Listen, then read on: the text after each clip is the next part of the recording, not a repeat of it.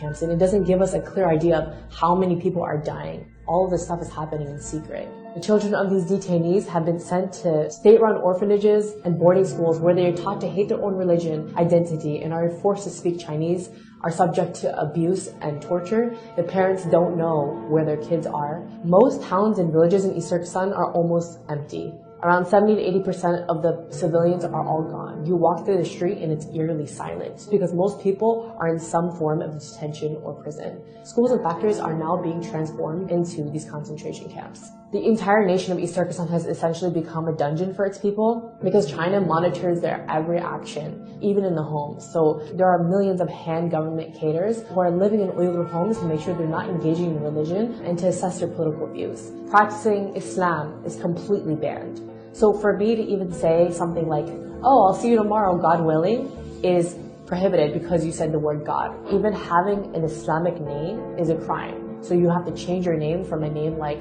Muhammad or Fatima to an ethnic Han name. Thousands of Uyghur women are also forced to marry ethnic Han Chinese men. And this is another way to get rid of the next generation of Uyghurs. So why is China cracking down on Uyghurs and Turkey Muslims specifically? East Turkestan is really rich in minerals and resources, so by putting people into camps and basically carrying out an ethnic cleansing, China is attempting to maintain tight control over the mineral-rich land. You might wonder why the world has been really silent about this whole issue, and it's because of a few reasons. Number one, China has tightly controlled its media, so a lot of what's happening can't really be revealed outside to the rest of the world. Number two, even when people know about it, or even when governments know about it, they are forced to remain silent due to Chinese pressure and their economic and strategic ties to the country. So the question is, what can you do?